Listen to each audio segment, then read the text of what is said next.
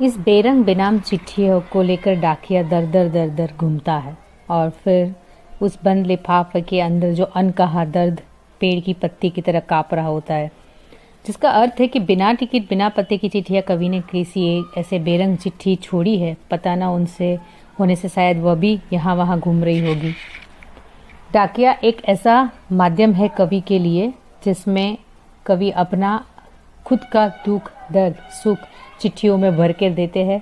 ना उसके ऊपर पता लिखते हैं, ना उसके ऊपर कोई टिकट चिपकाते हैं, लेकिन तो भी वो चिट्ठी दर दर घुमाता है। कौन घुमाता है? डाकिया घुमाता है। हमारी तुम्हारी ये बेरंग लावारिस चिट्ठियाँ किसी दिन एक लावारिस जगहों पर परकटे पंछी की तरह पड़ी और फफड़ाती होगी। किसी दिन कोई अजनबी इन्हें कौतूहल उठाकर पढ़ लेगा या तड़पेगा। कवि ने कहा कि बहुत दिन पहले किसी ने बेरंग बेनाम चिट्ठियाँ शायद मेरे नाम भी लिखी होगी। यहाँ पर कवि एक डाके के माध्यम से अपना दुख दर्द बांटना चाहते हैं।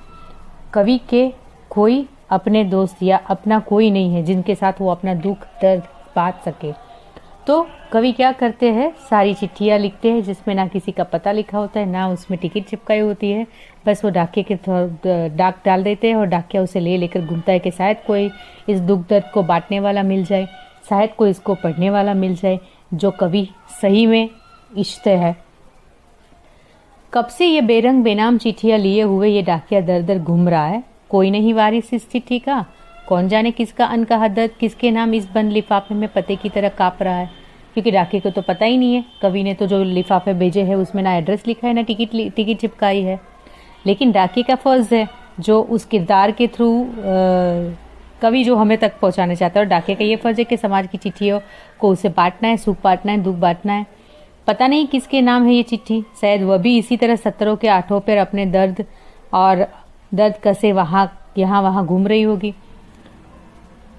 मित्रों, तुम्हारी ये बेरंग लावारिस चिट्ठियाँ किसी दिन लावारिस जगहों पर परकटे पंछी की तरह पड़ी फफड़ाएगी, और कभी किसी दिन कोई अजनबी इन्हें कौतूहल उठाकर पढ़ेगा तो तड़पक उठेगा, ओह बहुत दिन पहले किसी ने ये चिट्ठियाँ शायद मेरे ही नाम लिखी होगी।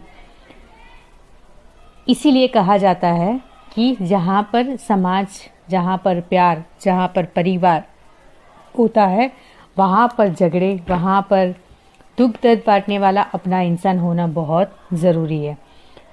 आज समाज कैसा हो गया है, मानव मानव का ही दुश्मन हो गया है। हमारे साथ हमारा ना कोई दुख बांटने वाला रहा है, हमारे साथ ना हमारे कोई जिसके साथ हम सुख भी अपना बांट सके। जैसे कवि अभी तड़प रहे, जैसे डाकिया उन लोगों की सहानुभूति और करुणा पहुंचाने का काम करता है जिनका अपना कोई नहीं है।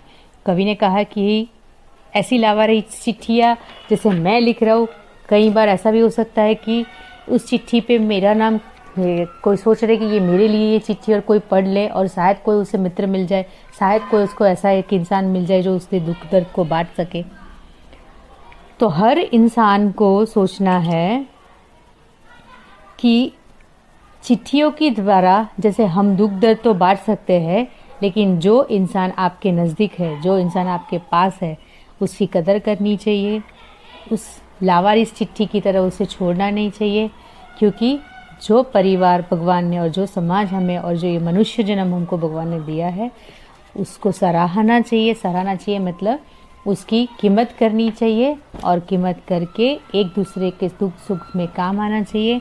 और परिवार के आगे कुछ भी अहमियत रखता नहीं है, तो चाहे वो दोस्त हो, चाहे वो परिवार हो, सबके साथ मिलजुल के रहकर एक दूसरे के दुख और सुख में काम आना चाहिए।